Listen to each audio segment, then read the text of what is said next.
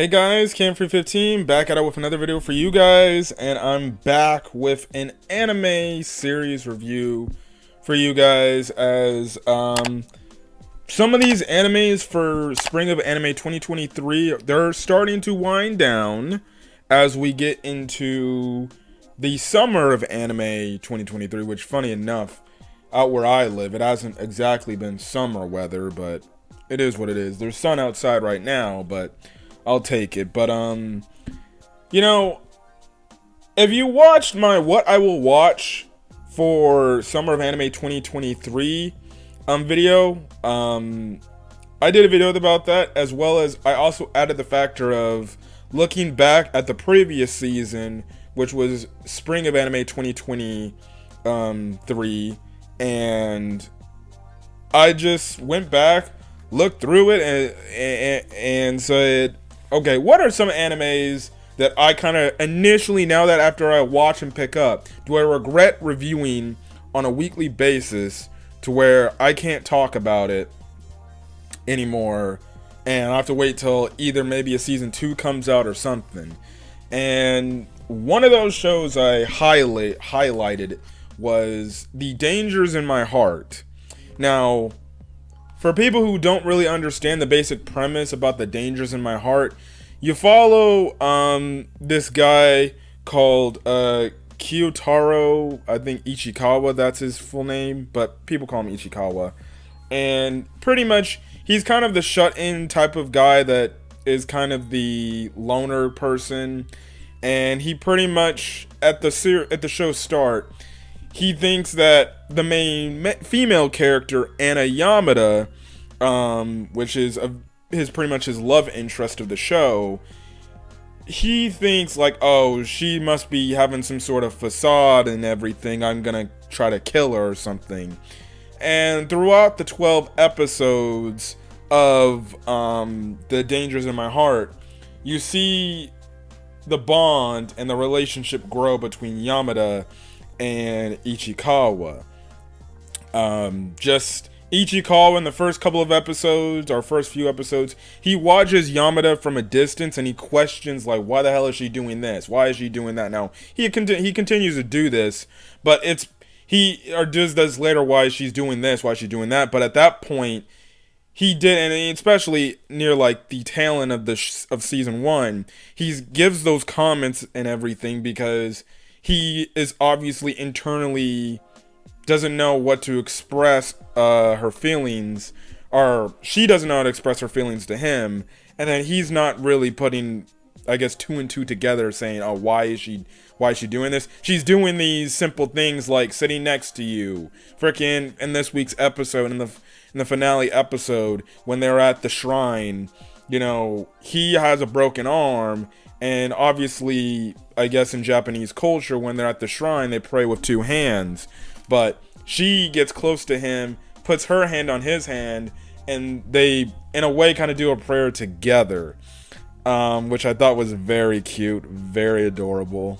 And he questions like this, and it's like, dude, if you would just deduce, like, bro, she likes you, and it's clearly obvious. That's the thing, but you see how the relationship grows with 12 episodes from just people that see each other to about like maybe acquaintances that occasionally talk to then people that just see each other everywhere they go, and obviously Yamada, it's more the Yamada, who eventually gets infatuated with Ichikawa to the point she likes him, and she likes him more than just a friend, she likes him romantically, and she wants to freaking talk with him to pretty much all the time she can get. And it's one of those animes where you see a young love absolutely just blossoming. And throughout the 12 episodes, you have these funny, cute, and just frankly, as of like late, these adorable, wholesome moments of these characters just bonding and getting closer to one another. Even though Ichikawa, he doesn't really understand why Yamada's going out of her way. Eventually, he realizes like, hey, I actually am in love with Yamada. I like her. I have feelings for her. It's just he doesn't know how to express those feelings because he's that loner character, and he's afraid that, oh, what if I tell her What if she doesn't reciprocate my feelings back? And what if she just laughs at me and makes fun of me? Or maybe she's using my feelings, or using, talking to me as just feeling bad for me that I can't get other people, and maybe she'll just leave me when she feels like my time is up with her. But that's kind of the thing there. And I just kind of wanted to give a quick little discussion about this show, because this show was wholesome. I would have to rewatch this show again in its entirety to go through the many moments that I thought were great. There's only a select few, especially early on, that I can remember. I remember the library scene when the librarian said to Yamada, you can't eat snacks, and she was walking up, and Ichikawa protected, Ichikawa protected, Yamada from getting caught again with the, snacks. He saw that, oh, hey, the one guy that was always hitting on her, in this season, I think it was one of the first few episodes. Ichikawa sees that, and he knows that, okay, she's not liking this guy talking to her, and he just throws his bike and gets in the way of that, and everything. And even last week, when the guy was pestering him, do you have her number? Why? Oh, you do have your number. Why don't you just give it to me? And the dude is pestering him, and then it comes to the point where Ichikawa was just no, I'm not going to give you her number. And he's like, why not? And he's like, because I don't want to. And which, it was funny enough, that guy was honestly a freaking creep. If you can clearly tell the girl doesn't like you, just leave her alone. At least maybe talk with her and try to be friends, or other than that, leave her alone. And then if a guy is telling you, if a guy who has her number, and that was kind of a douchebag move on him, to pressure Ichikawa to give him her number, that's not cool. If you want a girl's number, shit, if you're a guy, you go ask the girl directly, hey, can I get your number? He went the backdoor route of trying to ask the guy and pressurize him, hey, give me her number and things like that. And I love the respect that Ichikawa, he stood up for himself, and he was like, no, I'm not going to give you her number because I don't want to. Now, yeah, it was kind of a cheesy thing, and I kind of do wish he said, I like her and I don't want to give you her number. But I think it did it well enough. But I just love the wholesome moments these two have. You can clearly tell that she is very much into him, and she wants to know a lot more about him. And the thing is, Ichikawa in this show has a problem with opening up and showing, I would say, his true self to others. And it's because he was alone. And we kind of got that realization, especially in the season finale for this week's episode, because you have it to where they were building up for the last few weeks about going to the shrine for New Year's. Yamada is right there bright and early, so she kind of joins Ichikawa's family in this whole thing. I found it absolutely hilarious that, and they freaking referenced this whole meeting of his sister, Ichikawa's sister, in a previous episode. I think it was either episode 10, when pretty much Ichikawa promised, hey, you can meet my sister at a later time, just not now. Because that point, it was one of my favorite moments where they pretty much went on a date, essentially, and she was going through these different clothes to try to see if Ichikawa would like one of these dresses. And the sister shows up in this clothing store, and she pretty much hides him, and then they have this intimate moment. They have many intimate moments, and when I mean intimate moments, I'm not talking about in bed intimate. I'm talking just straight up hugging intimates, which we do get a nice hug in this episode too. Which, when they were coming back, Yamada's one friend was like, did you guys do it? Because you guys are acting awfully a lot of clothes. And they're like, no, we didn't do anything. But I like that whole thing, and the sister and her facial reactions and how much she was impressed with Yamada was absolutely funny. At first she was just blown away, and she kind of gets all thirsty. She's like, oh, I like this. But then eventually the sister puts two and two together, oh wait, this girl likes my brother. He actually has a chance. Which I found absolutely hilarious the fact that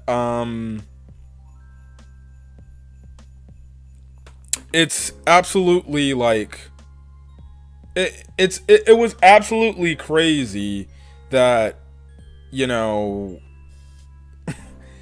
the sister realized that, and you see that the sister's obviously happy for her brother because she cares about her brother. And I do like the fact that in this episode she shows him she shows Yamada like, oh, different thing, Ichikawa in the past and everything.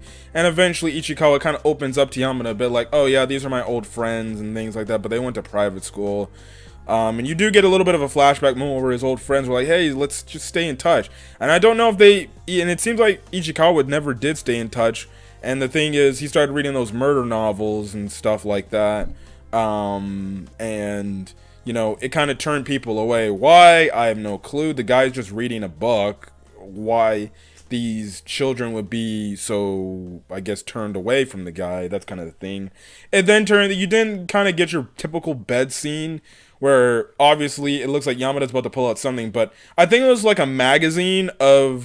dress magazine where it was Yamada in it, and he was afraid like, oh, if she sees this, then she's gonna think like, oh wait, she's gonna be weirded out that why would I be looking at a magazine with her in it. But in reality, I think if she had seen that magazine, she would have been like, oh, he's checking me out? Oh man, I feel so great.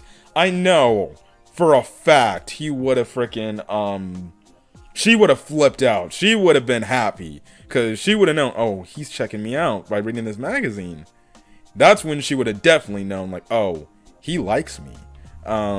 So it gets into another scene where then after that she starts taking pictures of his yearbook when he's younger. I'm just like, what the hell is she doing? And then she just promises him like, hey, you know, I'll show you what I used to look like in my yearbook, which I thought was a very cute, adorable scene because she pretty much insisted like, and Ichikawa kind of deducted like, wait, does that mean she's gonna ask me to go over to her house at some point? Which I thought was like, yes, my man is gonna get it. She pretty, and you kind of see from the moment when Yamada eventually falls in love with Ichikawa, you can see she's infatuated with the guy and she really does like the guy. And the one thing I do like is she likes him for who he is, you know, and she doesn't like him for like, oh, it's like he's just because he's not popular or anything. She just likes him because she thinks like, oh, he's a good guy to be around and he seems like a very interesting person and he cares about people. And you can clearly see like the moment when he's on the trip, she literally FaceTimes him and she's wearing like, I guess, a sports bra pretty much, and it's all hanging out right then and there. And she gets all flustered when he's like, what? I'm like, oh my goodness. I'm like, I can only imagine of a girl FaceTiming me with a sports bra. That's pretty much normal, but remember, these kids are like high school, I think junior high, well, I think, yeah, high school level, so to them, like, even I think in high school, if a girl did that, if I was a freshman, I'd be like, whoa, okay, what? You know, the whole thing of them holding hands, they held like hands like multiple times in this show, and there was a part where Ichikawa was like, I want to let go, but at the same time I don't want to let go. And I really do like it. I think it's very cute, very adorable, and again, I love the moment where the episode ended off today, where pretty much, you know, he tells Yamada, he's like, you know, because he opens up a little bit more, because he has kind of this, he pretty much talks like this self-confidence part of himself, and pretty much the self-confidence part is like saying you should just express your feelings and everything. And in the episode, and at the end of the episode, he pretty much tells Yamada like, you know, I used to never be the way I am today. I used to never enjoy coming to school. I would typically find ways to avoid getting out of school and not show up, but now I actually don't mind coming to school, and it's all pretty much due to you.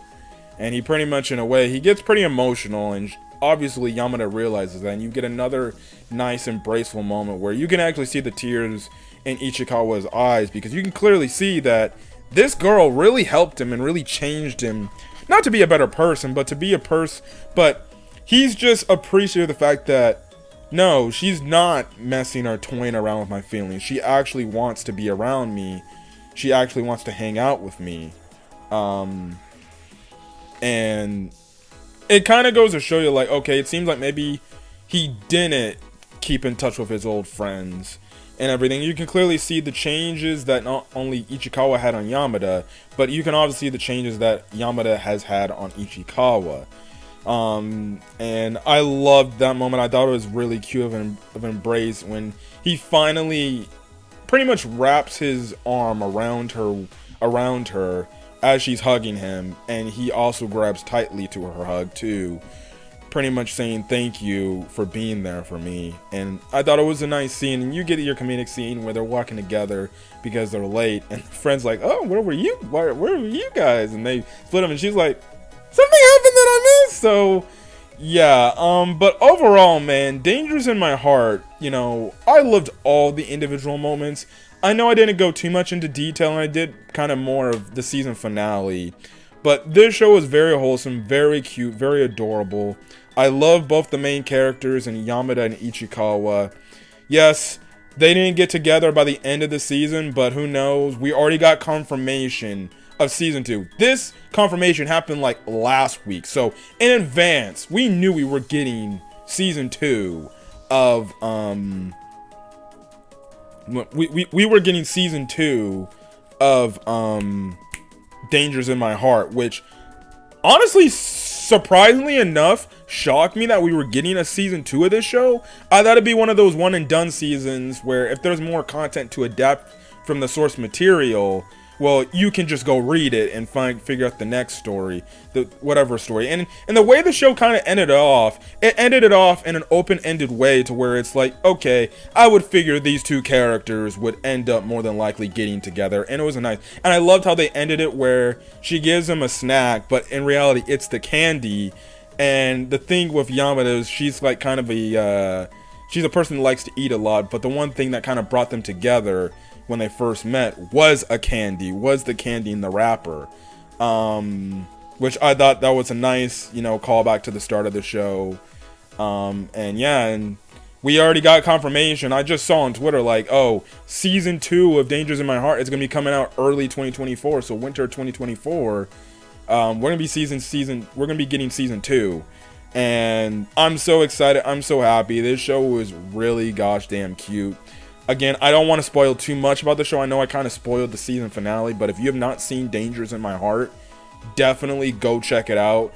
It's an anime that will just, if you're in a bad mood, or you're not feeling or you're feeling down, you check this out. The cute, adorable moments will get your spirits up, and I definitely enjoyed it. This was definitely a underrated sleeper show of Spring of Anime 2023. It's one of the best rom-coms I've seen, just from the adorable nature, and I can't wait to see season 2. I'll more than likely review season 2 just to talk about the cute, adorable moments. But I love both the characters. I love Yamada. I love Ichikawa. I just love this world, and hopefully in season 2, they end up finally confessing to each other, and they end up hooking up, and they actually become a couple. But, you know, that was kind of the thing. It was funny because I thought it was going to be like, oh, a teasing Master Takage-san type of thing, that she would tease him because she would like him. But in a way, she doesn't. She just expresses her feelings, and she just wants to get to know him better. And obviously, it seems like Ichikawa is definitely opening up a lot more to her to do that. So, yeah, but anyways, I'm gonna get out of here. If you guys like the video, leave a like, put in the comment section your thoughts on the Danger's in My Heart, as well as hit that subscribe button if you want to get more anime content I upload to the channel, and as well as what were your thoughts. Have you seen Danger's in My Heart? Did you like it? Did you not like it? Things like that. But anyways, catch you guys in the next video. Till then, guys, stay safe out there and have a great rest of your day. Peace.